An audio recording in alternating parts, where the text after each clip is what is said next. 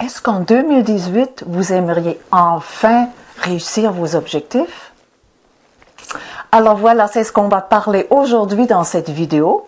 Bonjour, je m'appelle Heidi Spuller, je suis coach, je suis formatrice, je suis conférencière, mais je suis également l'aventurière intuitive et j'aide les gens à multiplier leur impact et surtout à se fier sur leur GPS personnel pour prendre leurs décisions. Alors, l'histoire des objectifs en début d'année, c'est des résolutions, mais des résolutions, ça ne veut pas dire grand-chose. On le sait parce que la plupart de nos résolutions ne se réalisent jamais. Et aujourd'hui, j'aimerais juste contribuer pour que vous puissiez éventuellement avoir juste plus d'impact, pour que ça marche vraiment. Parce qu'il y a une manière de faire des objectifs qui marchent. Il y en a qui ne marchent pas. Moi-même, je les ai largement expérimentés, ceux qui ne marchent pas. Et qu'est-ce que j'ai fait pour ceux qui marchent? Et vous aussi, je suis certaine, vous avez réussi plein de choses dans votre vie. C'est juste, on n'est pas toujours conscient comment on s'organise pour que ça marche. Notre stratégie de succès, comment est-ce qu'elle marche? On n'est pas toujours conscient de ça. Ça fait partie de mon travail d'aider les gens vraiment à l'identifier. Et à partir de là, ça va beaucoup mieux. Alors aujourd'hui, dans ces quelques minutes, je vais vous donner des trucs qui vont vous aider à dynamiser vos objectifs. Parce que oui, on est nombreux à vouloir faire plus d'exercice, manger mieux, peut-être perdre du poids, réaliser tel objectif. Mais la façon qu'on a de le formuler, c'est tellement important. C'est tellement important. On connaît peut-être, vous connaissez la méthode SMART. SMART, S pour spécifique, mesurable, accessible, réaliste et délimité dans le temps. À quoi ça peut ressembler? Je vais vous donner des exemples. Je pense que ça va être le plus facile pour vous ensuite de l'appliquer à votre situation. Mettons que je veux travailler moins et puis, bon, ok, disons que je travaille 50 heures, 60 heures par semaine et puis c'est vraiment trop, là, non, ça marche pas. Donc, ça doit être spécifique, donc moi je commence par le temps, je dis, d'ici, je me donne un temps précis. Ça, notre cerveau aime ça. C'est comme il sait quand il doit livrer, donc on va lui dire quand on veut ça.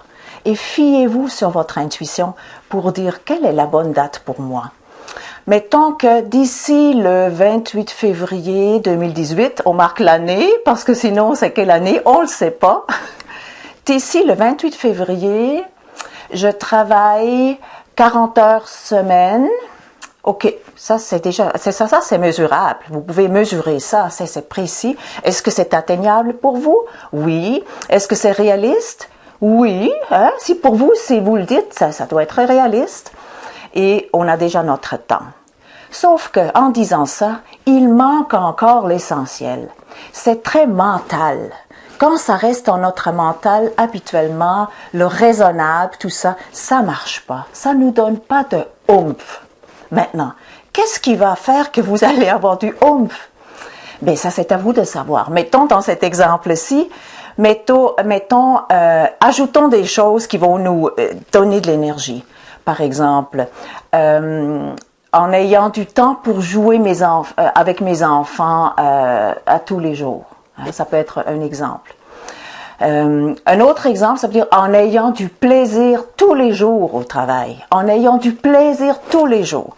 Alors si c'est ça que je veux, ça va me donner de l'énergie. Et vous pouvez mettre les deux.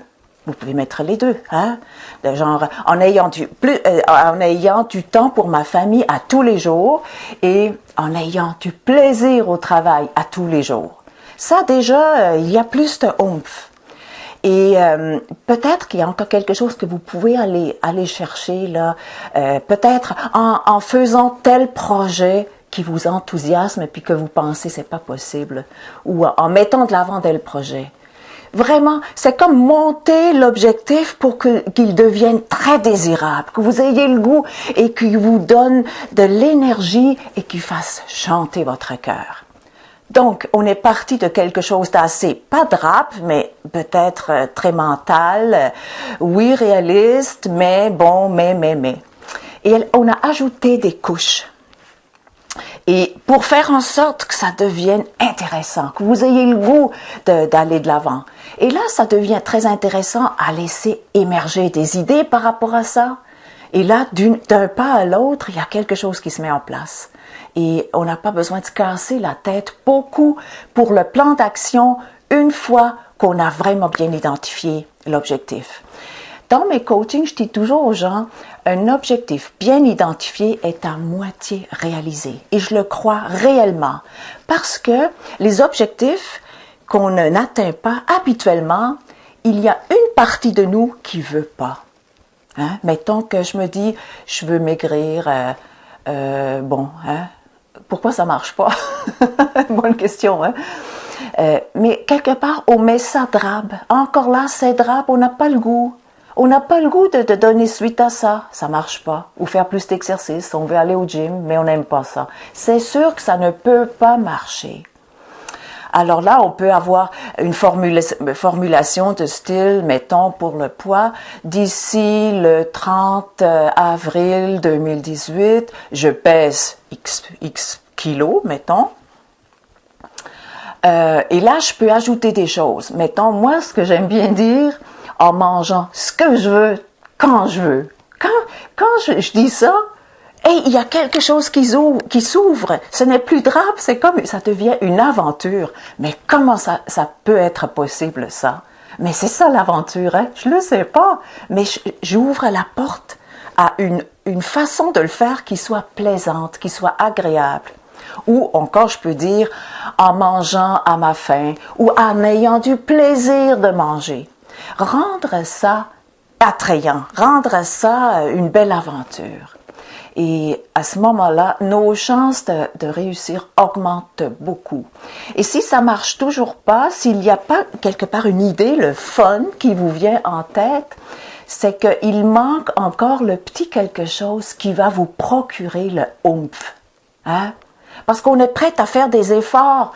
On est prêt à faire des efforts lorsque ça fait du sens pour nous. Et cette partie-là, c'est normal qu'il y ait une partie qui freine, qui veut pas. Hein? On peut avoir un super de beau projet, mais on peut se dire, ah, j'ai pas le temps. Ah, ben, j'ai pas l'argent. Ah, j'ai un X. On a toujours des excuses. Mais on a besoin de s'occuper de cette partie-là. Qu'est-ce qui ferait que cette partie-là participerait à l'atteinte de l'objectif? C'est ça la question. Et lorsque vous trouvez la réponse, donnez-vous du temps. Donc, il y a une partie rationnelle, il y a une partie oomph, une partie plus émotionnelle, une partie passionnelle même.